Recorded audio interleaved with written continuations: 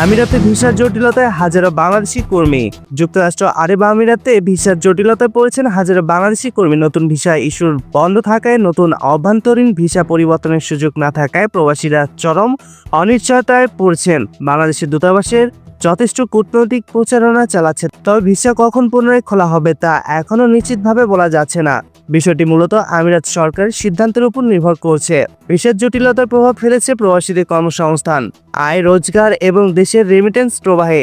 আগে বিভিন্ন সময় বাংলাদেশি কর্মীদের বিরুদ্ধে ভিসার মেয়াদ শেষ হয়, সনদ জালিয়াতি ও লিঙ্গ পরিবর্তন সহ নানা অভিযোগ উঠে, যা আমিরাত সরকারের করা ভিসা নীতি প্রণয়নের কারণে হয়ে দাঁড়িয়েছে। এই নীতির ফলে সবচেয়ে বেশি সমস্যার সম্মুখীন হয়েছে বাংলাদেশিরা। দুবাইয়ের স্কিল ভিসা চালু থাকলেও সেখানে কঠোর শর্ত আরোপ করা হয়েছে। বাংলাদেশি প্রার্থীদের গ্র্যাজুয়েশন, সনদ শিক্ষা মন্ত্রণালয় ও পররাষ্ট্র মন্ত্রণালয়ের সত্যায়ন ছাড়াও দূতাবাস বা কনসুলেটর যাচাই এবং আমিরাতের বৈদেশিক মন্ত্রণালয়ের অনুমোদন নিতে হচ্ছে। দীর্ঘ জটিল এই প্রক্রিয়ায় অনেক প্রবাসী হতাশ হয়ে পড়েছে।